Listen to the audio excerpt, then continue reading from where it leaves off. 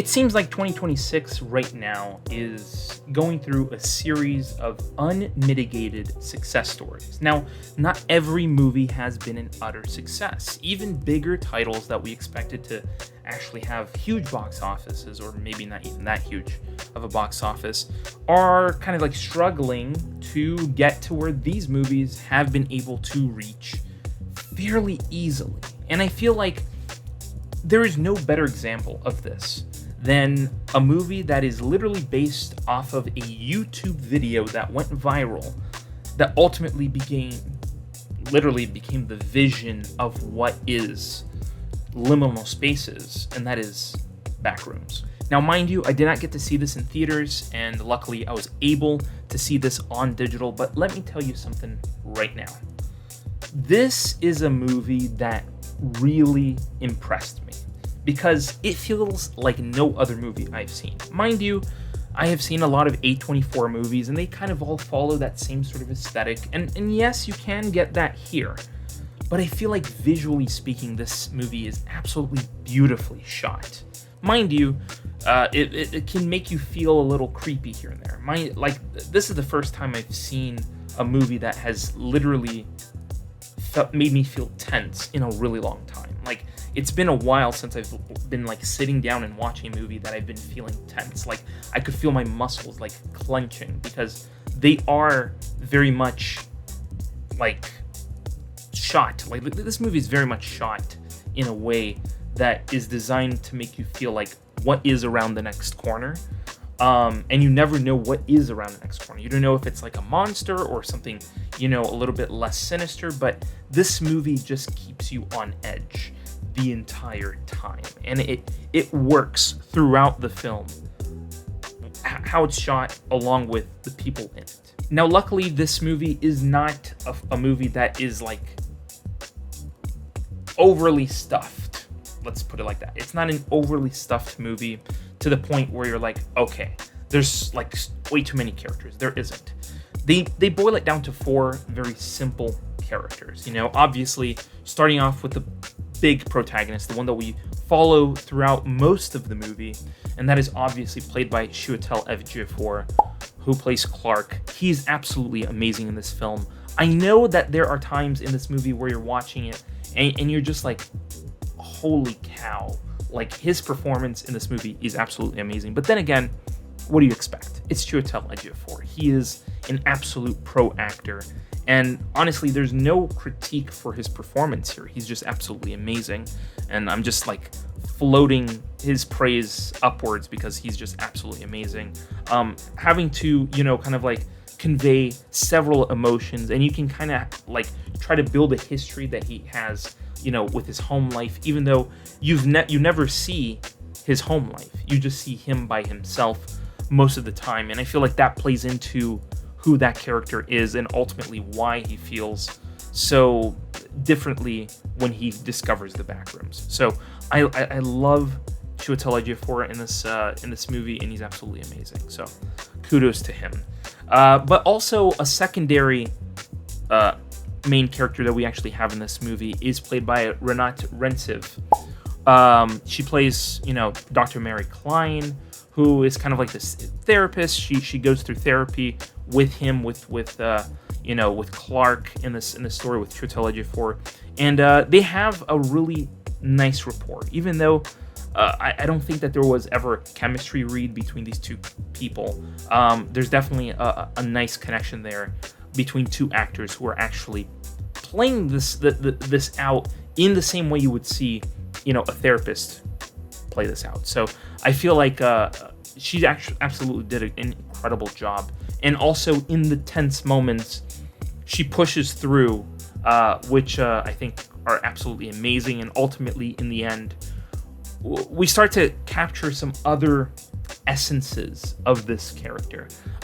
Maybe towards the end, we're starting to understand that maybe she has something a little bit more to do with the Backrooms than we originally thought. Maybe she knew something prior to the events that we are experiencing about the Backrooms. Maybe she knew a little bit more. But then again, she plays it like that, and it is written in that way to give you that, thought process in your head as you're watching this film.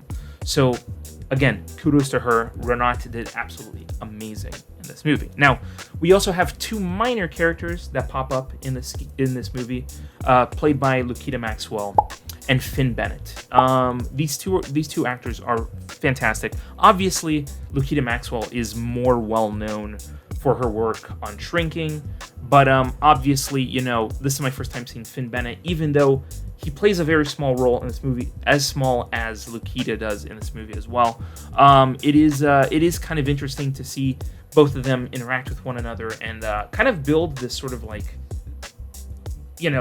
idea that they're going to be helping somebody out in this fictional place, and then finding out that this fictional place actually exists. It is kind of mind-boggling. And I mean, I like that they're at least resistant to the idea at first, but once they actually see this place and they're like, I don't know, it's kind of creepy.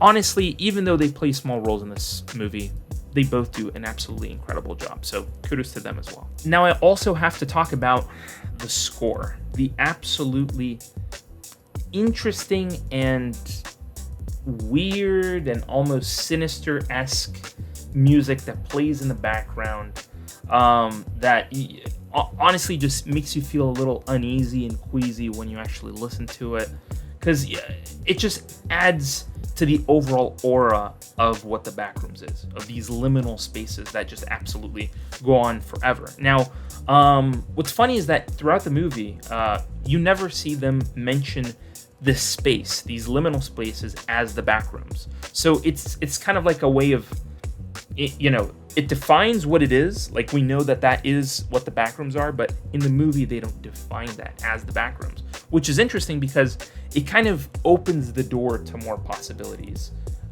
in terms of the Backrooms in future installments. Because honestly, after watching this movie, they leave the door wide open for a sequel. You could easily sit here and watch this movie and be like, oh, we could clearly get a 2 or 3 of this movie easily. Like, at a snap of a finger, we could easily get another movie. Now, mind you, it would be a whole lot easier to make a 2 or 3 if the budget that it had for this movie ultimately moves to another one. And based on what I understood, this movie took $20 million.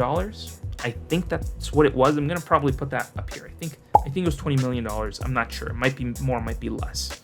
But nonetheless, it was a small amount of money compared to most movies that we see out there. I mean, we see movies that are being done for $180, $200 million and barely making their money back. Mind you now that this movie made a little over $340 million worldwide on a $20 million budget. So just so you guys can picture it. The budget is low, it's easy to make, and ultimately the effect of this movie prevails. How it's shot, how it's designed, the creepy feelings that it gives you. I mean, there is no limit to what you could make with Backrooms. And ultimately, the Backrooms are essentially limitless spaces, meaning there's literally no limit to where this goes. I'm very, very curious to see where this goes, how this goes in terms of this storytelling, and then ultimately, who knows? Maybe we get a 2 and 3 very soon. Maybe they announce that they're working on a second and third film, or maybe even a TV series. I don't know.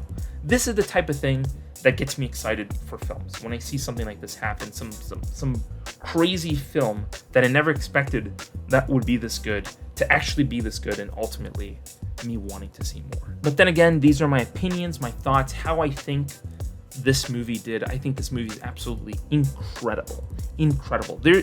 It's very hard for me to find something even bad to say about this movie. I mean, even the way this movie ends, which typically would bother me, which is it's not an ambiguous ending by any shot, but it does allow you to add something on there that ultimately can be a second film.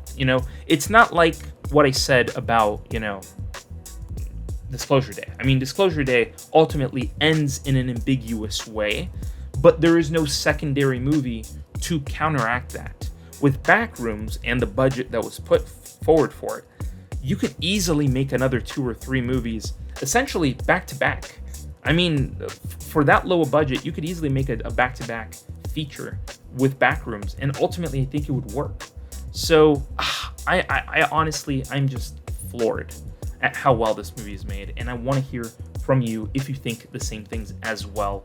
And put down below what you think of Backrooms and Liminal Spaces and these sorts of like indie horror films that we are getting right now that you might be even excited for. Or maybe there is a movie that I haven't heard of that maybe you can point out to me that I might want to watch. So please put that in the comments below. And while you're down there, hit the subscribe button and hit the bell to be notified when new videos go live on this channel. And thank you for watching this video, and I'll see you in the next video. Scrolling through YouTube, same old routine, then bam, movie savant, what a scene. Trivia bombshells dropping knowledge like rain. Forget the dishes, gotta watch it again. Movie buffs unite, savants to place. Subscribe and hit the bell, don't leave a trace. Next level knowledge keeps you in the loop. Savants got the scoop, ain't nothing to recoup.